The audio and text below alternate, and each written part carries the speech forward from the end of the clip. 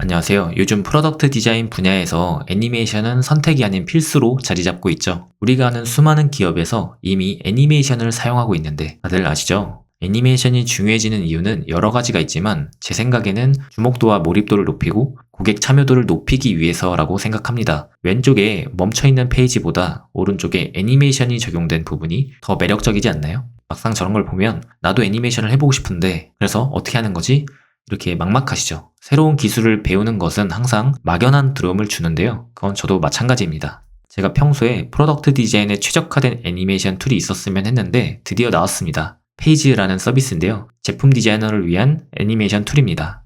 약간 초기 피그마 툴 나왔을 때와 비슷한 느낌이 들지 않나요? 바로 사용해봤는데 매우 직관적이고 사용법이 쉬웠습니다. 아까 보여드렸던 이미지 있죠? 이게 제가 페이지를 사용해서 만들어 본 예제입니다. 이걸 같이 똑같이 만들어 볼 건데 나름 재밌겠죠?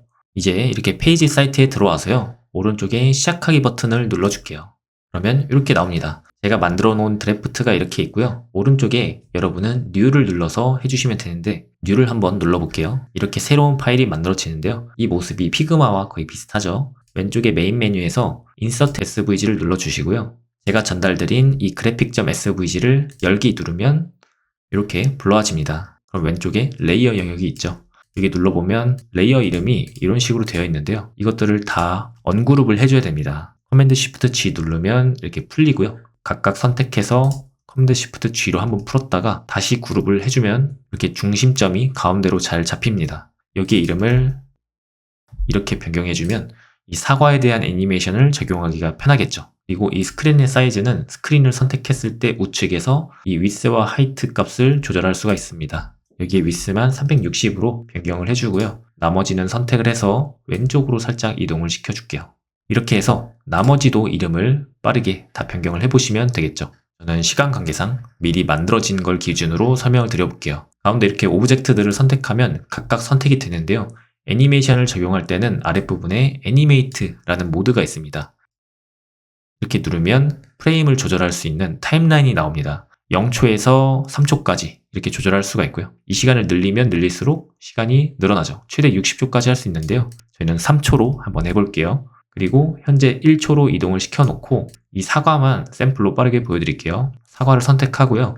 이 오른쪽에 이 프로퍼티 값들이 있습니다. 여기 x, y 값이 여기 x, y에 대한 좌표 값이죠. 이 다이아몬드 부분을 클릭을 하면 키프레임이 찍힙니다. Y축도 마찬가지고요. 그러면 사과의 포지션에 X, Y가 현재 1초에 키프레임이 적용된 거고요. 얘를 0초로 이동을 해서 이동할 위치로 드래그를 해줍니다.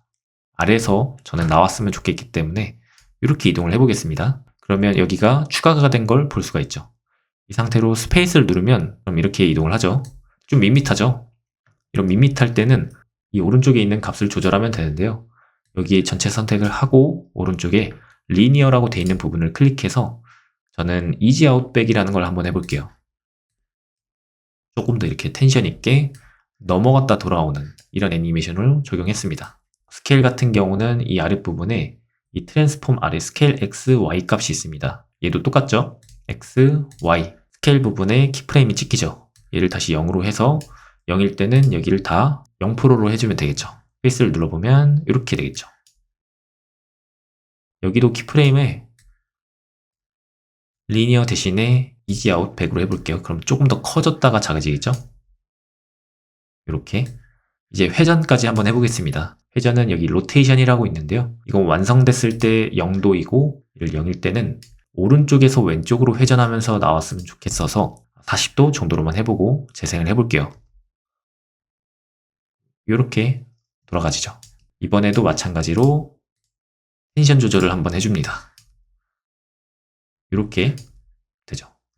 그리고 이제 라인 부분도 한번 해볼 건데요. 라인 같은 경우는 오른쪽에 이펙트라고 있습니다. 여기 이펙트라는 부분에서 Add 이펙트를 누르고요. 여기 트림 패스라는 기능 하나 제공하고 있습니다. 여기를 클릭해보면 트림 패스에 대한 속성이 나오는데요. 얘도 0초로 이동을 해주고요.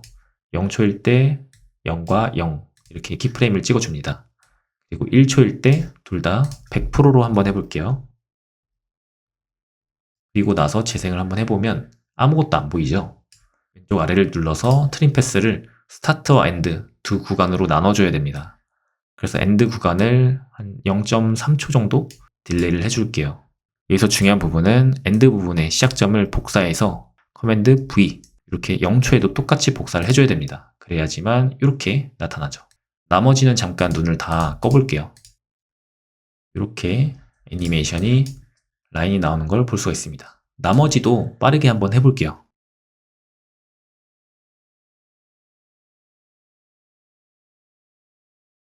이렇게 어느 정도 완성을 했으면 내보내기를 한번 해봐야 되겠죠? 여기 익스포트를 클릭을 해주면 여기 로티뿐만 아니라 mp4와 gif로도 내보내기를 할 수가 있고요. 이렇게 해서 내보내기를 한번 해볼게요.